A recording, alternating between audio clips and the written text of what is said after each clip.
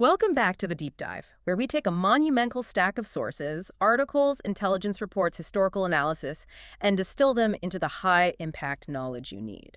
And today, we're locking onto what are arguably the three most crucial months of the entire Second World War. We're talking about July, August, and September of 1944. Right. This is a period that is universally recognized as the pivot point.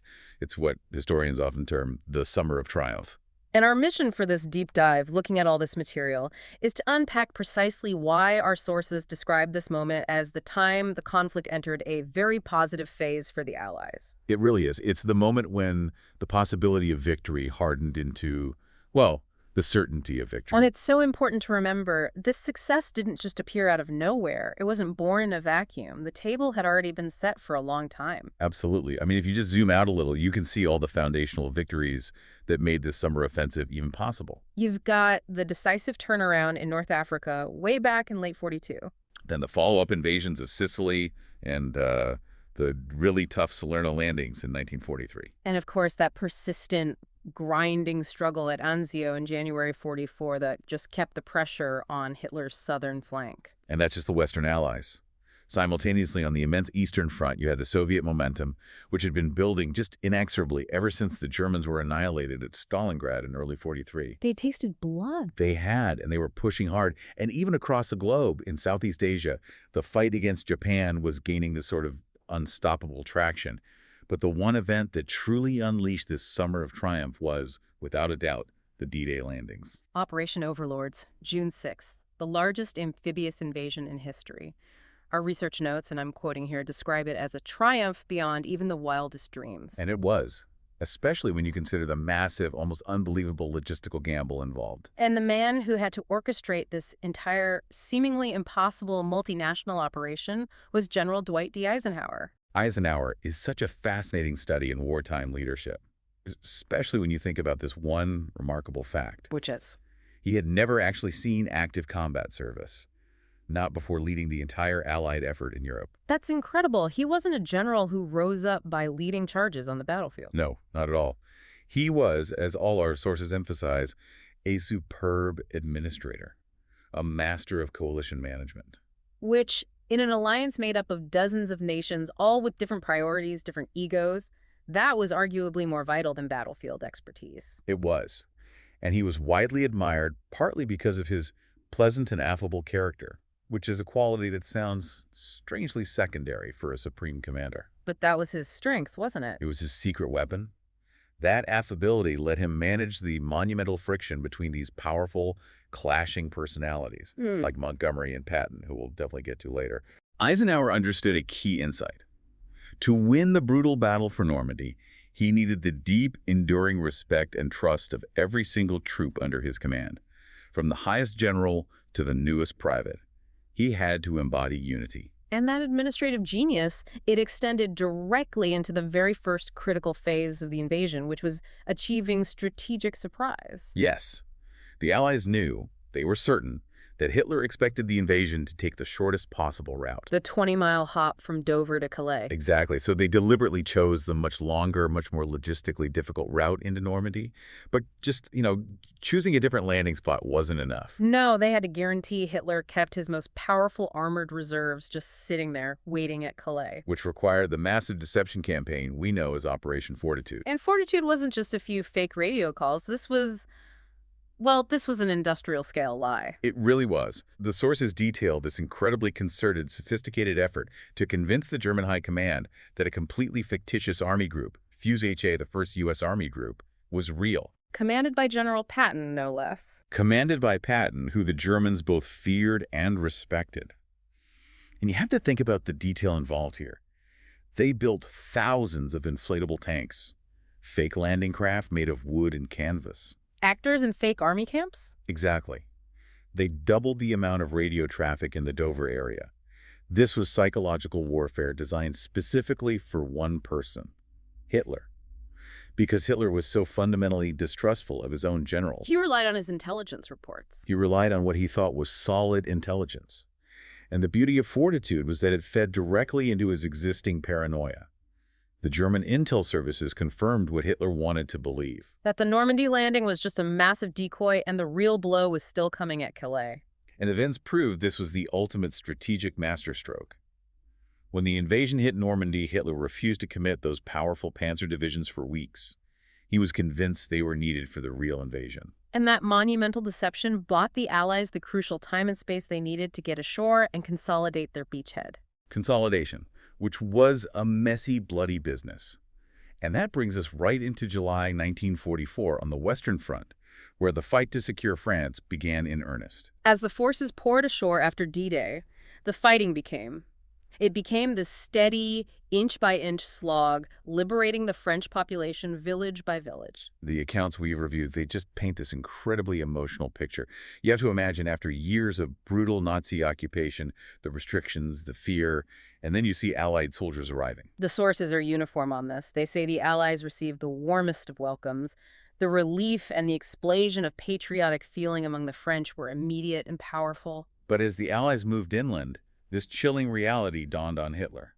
The tide had turned in the West. He desperately needed a morale boost for the collapsing home front. And he'd spent years promising the German people a secret weapon that would turn the war around. His answer, launched just a week after D-Day, was the V-1 flying bomb. V-1, Vergeltungswaffe 1. The weapon of vengeance. And this wasn't a standard bombing raid. This was military technology leaping into the future. It was an unpiloted device, basically the world's first cruise missile. The technical specs were terrifying for the time. Oh, they were. It was powered by this primitive but really effective pulse jet engine running on petrol and compressed air. Launched from ramp sites on the continent, and it used a sophisticated gyro compass for precise autopilot guidance. And it was designed not just to destroy, but to terrorize London. And the terror was auditory. It traveled at this high, unnerving speed, making this distinctive, extremely loud buzzing sound. A sound from the engine pulsating 50 times every single second. Right. It earned nicknames like the buzz bomb or the doodlebug. And that sound was the psychological trap. It was. Imagine you're in London. You've already lived through the Blitz, and now you hear this massive, approaching buzz, and you know there's no pilot shoot down, just this mechanical force of death. The sound was terrifying, but the real panic came with the silence. Exactly. The engine would cut out when the bomb began its final dive. That sudden, profound silence meant detonation was only about 15 seconds away. Just enough time to realize that death was inbound, but not nearly enough time to do anything about it. That level of psychological warfare, aimed specifically at civilians, is what makes the V-1 campaign so brutal. But just like with the Blitz, British resolve was incredibly firm.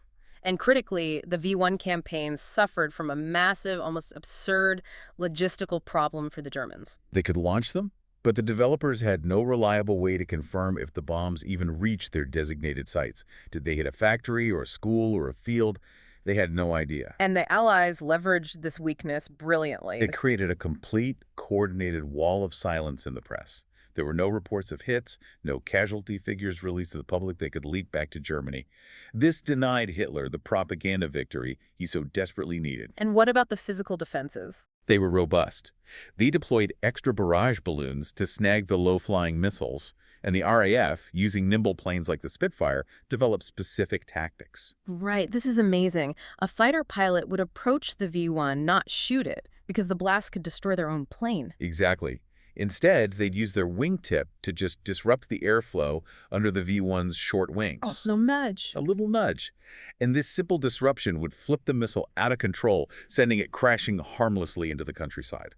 The effort was intense. Almost 2,500 V-1s were shot down that way. So the ultimate conclusion, the whole campaign was counterproductive. Totally. It didn't break the British will. In fact, for the soldiers fighting in France, hearing about these attacks on their families back home only increased their determination to crush the Nazi regime as swiftly as possible. It was a complete failure of morale strategy. And speaking of crushing resistance, the initial fighting in Normandy was just brutal, particularly around the city of Caen. Yes. This was Montgomery's immediate objective, and he faced this heavy, entrenched Nazi opposition at the eastern end of the D-Day beaches. Caen was the strategic nightmare. It was situated on flat, open ground, which was perfect for German armor to defend, and it was a critical transport hub. It was. If Caen fell, it would leave the road structure wide open for a rapid Allied advance toward Paris and deeper into France.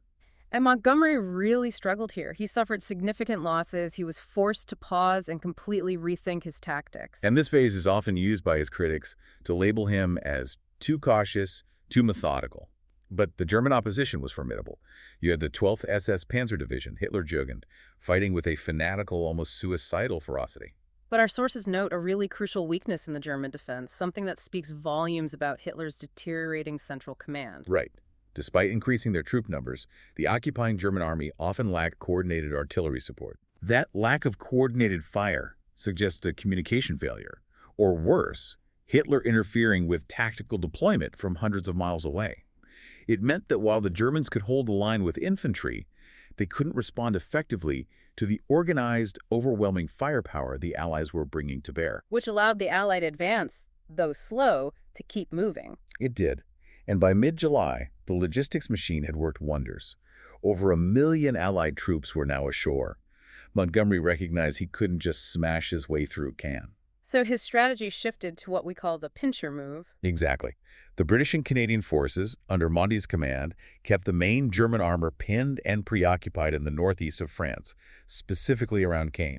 Which prevented the Germans from shifting their reserves south. Which was exactly where the American forces, under General Omar Bradley, were preparing their crucial breakout. This was the setup for Operation Cobra. But first, Caen had to be secured. After suffering massive bombardment, it was finally liberated on July 19th. And this cracked the German shell. With American forces getting ready to pivot south and the Germans stretched incredibly thin, retreat quickly became the only viable, albeit increasingly desperate, option for holding on to French territory. So, while the Western Allies were battling their way through those Normandy hedgerows, the events unfolding on the Eastern Front, they just dwarfed anything happening in France in terms of sheer scale and violence. Oh, completely. The contrast between the speed of the Russian advance and the grinding fight in Normandy is staggering. Hitler was fully consumed by the invasion in the West, but our sources confirm that earlier in 1944, the Soviet Red Army in southern Russia was his most existential concern. He had to face the reality that Germany was now being squeezed from both sides. It was his nightmare scenario come to life. He tried to stem the tide, building fortifications along the Eastern Front, but his fears were just realized in the most spectacular fashion. The Red Army wasn't interested in skirmishes anymore. They were interested in total annihilation, culminating in this massive summer offensive known as Operation Bagration. Bagration, named after a famous Georgian general from the Napoleonic Wars. Right. And it was the code name for the Belarusian strategic offensive. It began on June 22nd, 1944. Exactly 3 years to the day after the Nazis launched Operation Barbarossa against the Soviets. The symbolism was absolutely intentional. The goal was simple: clear all German forces from Belarusia and smash a direct path towards Poland. And this mission resulted in what historians widely agree was the most calamitous defeat suffered by the German armed forces during the entire war. It wasn't just a retreat. It was a total collapse, an implosion. We are talking about the complete destruction of 3 major German components. The 4th Army, the 3rd Panzer Army, and the 9th Army. The entire German Army Group Center was, for all intents and purposes, eliminated from the board. The Axis lost approximately 20 divisions. Entire formations just wiped off the map in a matter of weeks. And the speed of the Soviet advance was just breathtaking. The momentum was so swift that the Red Army marched into Lithuania by July 7th. Minsk, which had been the last major German administrative and military base on Soviet soil, was liberated on July 3rd. It was a blitzkrieg in reverse. A perfect description. And the casualty figures are almost impossible to truly comprehend. German casualties killed, injured, captured are estimated at a staggering 670,000 men. 670,000. Think about that in terms of just resource exhaustion for Germany. 50,000 vehicles lost. Meanwhile, the Soviets, while suffering 60,000 losses themselves, a huge number, had completely shattered the Eastern Front. And the aftermath of Bagration led to one of the most powerful symbolic acts of the entire war. The March of the Prisoners. 50,000 German captives, remnants of those destroyed armies, were marched through the center of Moscow. This was a calculated, very emotional spectacle. Oh, absolutely. The Red Army had witnessed unspeakable devastation. The murders in the villages and towns they liberated, the sheer brutality of the Nazi occupation, Mm. the scorched earth policies, the deliberate starvation, the mass executions, it demanded a public response. So marching these humiliated prisoners through the capital served as this profound statement of victory to the Soviet people and a promise of vengeance. Exactly. But as the Red Army thundered into Poland, arriving within just miles of the capital, Warsaw, the entire operation suddenly and very controversially paused. Which leads us directly to the profound tragedy of the Warsaw Uprising, which began on August 1st, 1944. To get the context here, you have to zoom back out to 1939. It's a non-aggression pact. The uncomfortable truth of the Hitler-Stalin Pact, Yeah. which carved up Poland between them. Polish nationals had suffered under both regimes. They were desperate for true sovereignty, not just swapping one occupier for another. So the Polish Home Army, the underground resistance, loyal to the Polish government in exile in London, they see the Red Army approaching. And they know this is their one chance. They were intensely keen to triumph over their German oppressors and secure their own capital before the Soviet liberators arrived. So they could establish their own independent Polish government. Precisely. So just days before the Red Army was due to arrive, the Polish Home Army launched the uprising against the German garrison. But they were desperately short of weapons, of heavy material. And here is the profound contested moment. The Soviets literally came to a standstill within miles of the city. They just stopped. They failed to join the battle lines against the entrenched German forces. And the uprising continued for 63 brutal days without any of that expected Soviet help. The whole city just turned into a massive, prolonged urban slaughterhouse. And this halt is one of the most heavily disputed moments of the entire war. What do the different sides claim? Well, the official Soviet claim, which they maintained for decades, was purely logistical. They argued the Red Army was simply too exhausted after the massive Bagration offensive. They needed time to regroup, to resupply, refuel, before they could attempt a major urban battle against a reinforced German garrison. They claimed it was just military necessity. Resource constraints, a strategic pause. But the opposing and far more cynical argument views this as a deliberate political calculation by Stalin. And it's a compelling one. Why would Stalin allow a non-communist, highly nationalist Polish resistance to take control of Warsaw and establish a government linked to London? They would certainly oppose the future Soviet regime and the Soviet-backed Polish Communist Committee of National Liberation, the Lublin Committee. Exactly. The political calculation suggests Stalin held the Red Army back on purpose, essentially sacrificing a Polish home army to the Germans. Ensuring that when the Soviets eventually did take Warsaw, there would be no effective non-communist opposition left to challenge their authority. A purge by proxy. So whether the motive was strategic exhaustion or just cold-blooded political maneuvering, the price of failure was staggering. The Poles, running out of ammunition and hope, surrendered on October 2nd. They lost 18,000 soldiers, and the civilian casualty estimates are horrific. Up to 200,000 Polish civilians killed. Many of them murdered by the German troops after the formal surrender. And in a final vicious act of brutality designed to erase the very identity of the Polish nation, the Nazis proceeded to systematically burn the ancient city of Warsaw to the ground. They left nothing but ruins for the Russians to finally take control of weeks later. It's just a tragic, controversial marker in a summer that was otherwise defined by Allied triumph. So, as this pressure mounted from both the West and the East, the German high command was in absolute turmoil. It wasn't just that they were losing territory. Their leader, Hitler, was fundamentally failing them. Our sources detail what they call the anatomy of a failing dictator.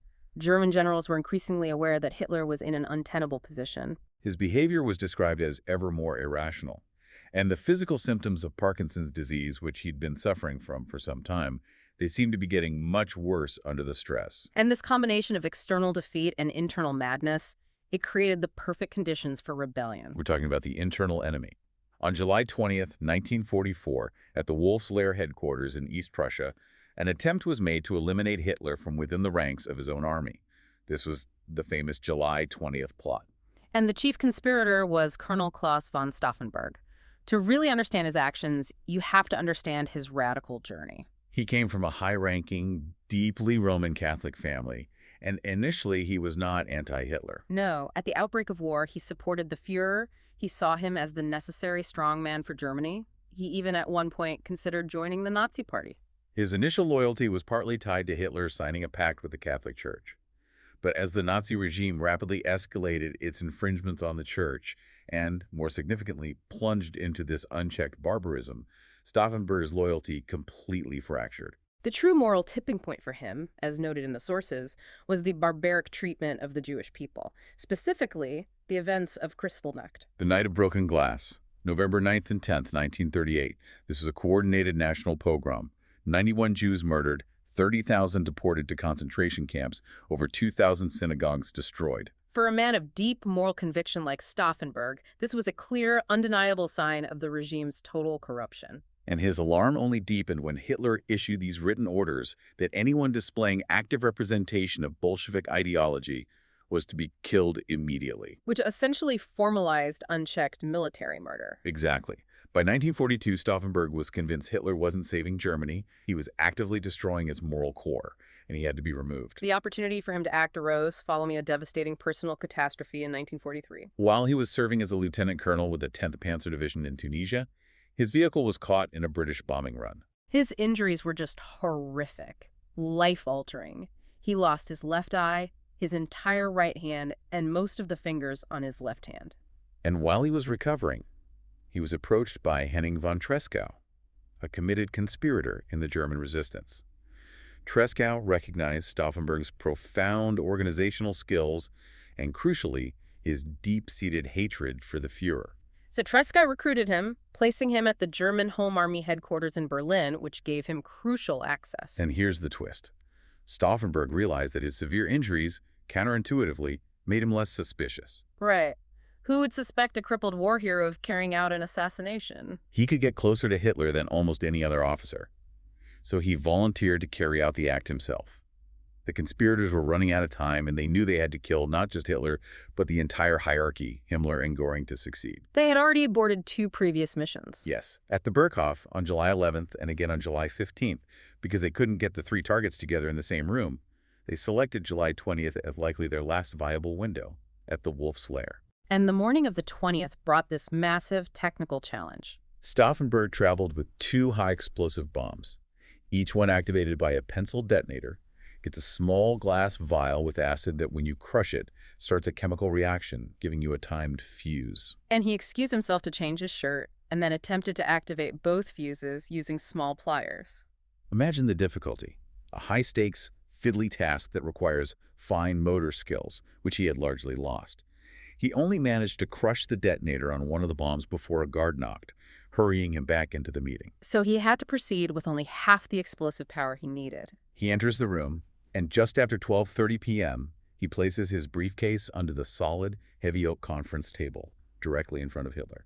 Then he leaves the room, pretending to take a phone call. And this is the gut-wrenching moment where pure chance intervenes and just changes history. As the meeting continued, a latecomer walked into the room. Casually, without thinking, this officer moved to take a seat nearer to Hitler, and in doing so, he used his foot to kick the briefcase a vital few inches forward out of the way, placing it on the far side of a massive load-bearing table support. And that tiny accidental shift saved Hitler's life. The bomb exploded at 12:42 p.m.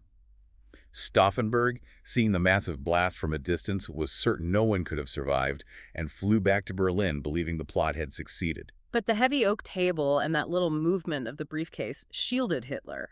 4 others were killed, but Hitler sustained only minor injuries: a ruptured eardrum, singed hair, minor cuts. The joy of the conspirators in Berlin turned to absolute despair at 7 that evening, when Hitler made a radio broadcast, his voice trembling with anger, but undeniably alive. He immediately dismissed the plot publicly, claiming it was the work of a very small clique of ambitious, unscrupulous, and at the same time criminally stupid officers. And he immediately launched a brutal, vicious purge. The consequences were swift and horrifying. Stauffenberg was captured and executed by firing squad on July 21st. His last words were reportedly, "Long live our holy Germany." But the purge extended far beyond the immediate plotters. Over 200 other conspirators were tried and sentenced, and the method of execution was designed to be as degrading and terrifying as possible. The sources detail these horrific deaths by strangulation, using piano wire hung from meat hooks. And these agonizing killings were filmed and allegedly shown to high-ranking German armed forces officials to ensure absolute obedience. The message was clear. Dissent meant a terrifying death. So while the German high command was engaged in this self-destruction and the Western Allies were battling out of Normandy, we should briefly pivot to the Pacific. Right. because while Europe was the primary focus, the American presence in the Pacific was equally dominant, largely due to the sheer size and overwhelming logistical capacity of the U.S. Navy. The strategy was basically containment and attrition until Europe was secured, but the momentum was still decisively in the Allies' favor. And July 1944 saw critical victories in the Mariana Islands, most significantly the taking of Saipan. Saipan fell on July 9th. And this wasn't just another island capture. Strategically, it was momentous. The Japanese considered it part of their inner defense ring. Its loss immediately put them on the defensive, and crucially, it put the Japanese mainland within range of the new American long-range bomber, the B-29 Superfortress. That victory was so politically toxic in Tokyo that it led directly to the resignation of Prime Minister Tojo just 9 days later. He had tried desperately to hide the severity of the defeat, but once the news leaked, Tojo's credibility just evaporated. And the Americans were relentless. They followed up by securing Tinian and Guam in August. After the humiliation of Pearl Harbor, the U.S. was now clearly poised to take the war directly to the Japanese home islands. The end of the Pacific War was now truly in sight, even if the fighting ahead promised to be the bloodiest yet. But back in Europe, the successful breakout from the Normandy beachhead accelerated the pace of the advance, and that immediately highlighted the massive internal command friction that had been bubbling among the Allied leadership since before D-Day. This tension was central to the entire Western campaign. The key issue was who would command the ground forces once Eisenhower had to step away from direct tactical command to focus on his overall supreme command role. And Montgomery expected the role. He thought it was his. But this was deemed unworkable, primarily due to the intense personality antagonism between the methodical, sometimes prickly Montgomery and aggressive American generals like Omar Bradley and especially George S. Patton. It wasn't just personality, though. It was a fundamental clash of strategic styles. Absolutely. Montgomery favored a cautious, methodical, narrow front approach, a single, massive, sustained punch aimed straight at Germany. The Americans, particularly Patton and Bradley, favored a broad front strategy, using multiple aggressive armies to sweep across France all at once. And on top of that, by August, there was a proportionately high number of U.S. troops fighting in France, making it politically illogical to place a British general in charge of what were majority American forces. So Eisenhower's only real solution was to take on the role of overall ground force leader himself, commanding directly from Supreme Headquarters. And to appease Montgomery, Churchill promoted him to Field Marshal, a tremendous honor. Montgomery then focused his considerable logistical talent on two key operations designed to facilitate the American breakout. Operation Goodwood on July 18th aimed at drawing German reserves northeast. And the second and far more significant one, Operation Cobra, launched on July 25th. Operation Cobra was the moment. This was when U.S. forces finally broke out from the confining hedgerows of the Normandy beachhead. Their objective was to swing south, encircle the German forces, and create the massive trap known as the Falaise Pocket. But this advance was purchased at a terrible, agonizing cost, particularly in the battle for key high ground around Verrières Ridge. Securing this ridge was critical. It was the gateway to the town of Falaise, the key hinge point for the planned encirclement. And the sources detail the hard, bitter fighting around this area, which included Operation Spring, led by Canadian troops, the North Nova Scotia Highlanders, the Calgary Highlanders, the Black Watch. They were up against elite German armored divisions. And the weather played a nasty role here, too. It did. Operation Spring had to be postponed due to bad weather, and the Germans used that critical delay to move reinforcements, the 9th SS Panzer Division, and 4 additional battalions into the area. The Canadians suffered terrible losses charging into those reinforced positions. It was a stark reminder that despite D-Day's success, the German army was far from beaten. It took until early August to finally secure the area around Kamain, but once that momentum was achieved, the advance became unstoppable. And the Falaise Pocket sealed the fate of tens of thousands of German soldiers. The Allies encircled army groups B and G, trapping them in a chaotic killing zone often called the Falaise Gap. And while many Germans escaped, they had to abandon all their heavy equipment, their tanks, artillery, transport, making them just a shadow of their former selves. The road to Paris was now truly open. And reinforcing this breakout, a second invasion was launched in the south of France on August 15th, Operation Dragoon. Dragoon, which was initially called Anvil, had caused the most serious rift between the American and British leaders, Churchill vehemently opposed it. He argued that the resources, especially the critically important landing ship tanks, or LSTs, should be focused on the Italian front, or maybe shifted east into the Balkans to stop Stalin from gaining too much post-war influence. The debate was fierce. LSTs were irreplaceable, and Churchill's arguments were reinforced by the disaster at Slapton Sands, a rehearsal for Normandy, where German U-boats sank LSTs and killed over 600 men. He was loath to waste them on a secondary invasion. But the Americans were fixed on the broad front strategy. They were determined to launch a simultaneous southern invasion to clear the whole of France quickly. As one source put it, the Americans droned him into accepting it. So Dragoon went ahead. 200,000 American, Canadian, Free French, and British troops landed between Toulon and Caen. And unlike Normandy, they met surprisingly little opposition. Why was the defense so thin? Because the German High Command had been forced to rush almost all available forces north to deal with the Normandy breakout and the impending collapse of the Falaise Pocket. So Dragoon was highly efficient. It advanced 20 miles inland in the first 24 hours. And this rapid movement provided massive support to the French resistance, the Maquis, whose strength and bravery had grown steadily under the 4 years of the brutal Vichy regime. The Vichy regime, led by Marshal Philippe Pétain, was a collaborationist government that enabled Nazi brutality, strict curfews, harsh censorship, and the French equivalent of the Gestapo, the milice police. It made life incredibly oppressive. The collective punishments enforced by the Nazis were utterly horrific. The sources detail a specific gruesome example from June 1944. An SS division, suspecting resistance activity in the village of Oradour-sur-Glane, rounded up all 642 inhabitants. The men were machine-gunned, and the women and children were locked in the village church, which was then set on fire. Despite that level of risk, by D-Day, the resistance army was approximately 100,000 strong. Their contribution was invaluable. They provided sabotage on German power and rail lines, and they fed crucial intelligence directly to the Allies. So when the Allied armies started closing in on the capital, the resistance saw its chance and started an uprising in Paris on August 19th. General Eisenhower was hesitant. He thought it was too early. He feared a prolonged urban bloodbath that would delay the drive into Germany. But Charles de Gaulle, leader of the Free French forces, was having none of it.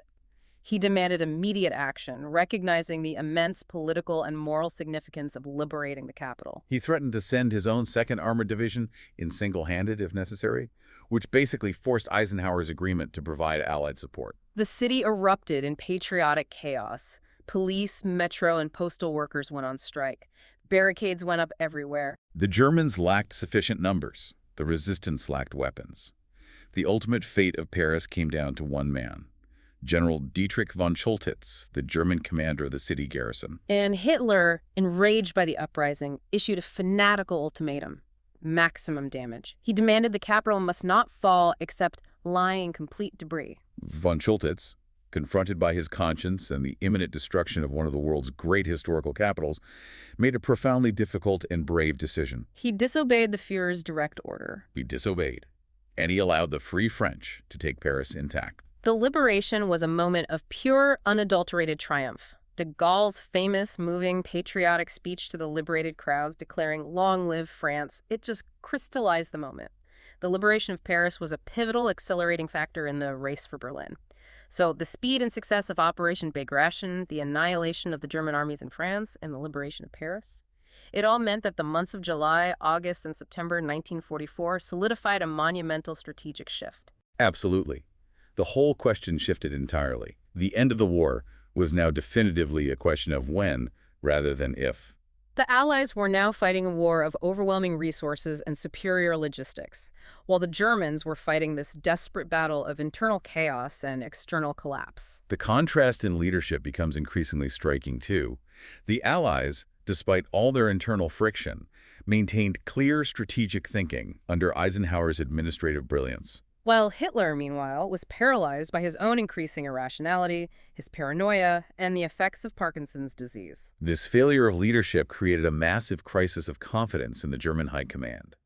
Even high-ranking officials like Himmler and Göring were expressing deep doubts about Hitler's ability to lead them for much longer. And the failure of the July 20th plot only cemented Hitler's isolation and his reliance on this dwindling group of sycophants. However, the challenges ahead remained immense. The Allies still faced a long, hard push across France and the Low Countries just to reach the German border. And that ultimate political issue of the race for Berlin between the Western Allies and the rapidly advancing Russians, that remained a severe diplomatic problem. The question of who would arrive first in Central Europe and what political structure would be left in place, that would go on to define the next 50 years of global politics. But for the moment, the overriding military reality was Allied success. So what does this pivotal summer reveal to us? And what do we encourage you, the listener, to mull over long after this deep dive is complete?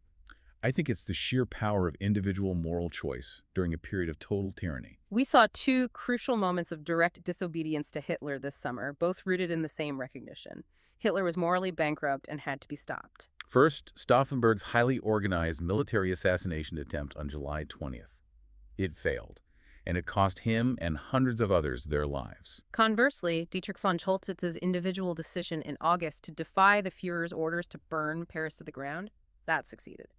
And it saved hundreds of thousands of lives and preserved one of the world's most beautiful cities. So what does that reveal about the moral tipping point of the regime?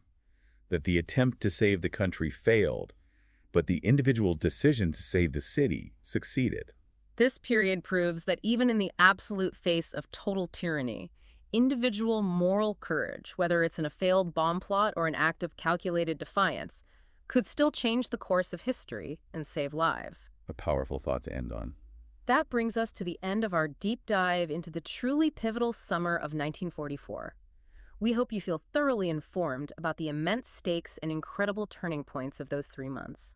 And if you enjoyed unpacking these historical moments and want to help us keep bringing you these detailed deep dives using this kind of incredible source material, please consider supporting the channel. We really do rely on the support of our listeners to keep this research coming. If you find value in the synthesis, the analysis, and the unique insights we try to provide here, you can show your support by visiting our online shop.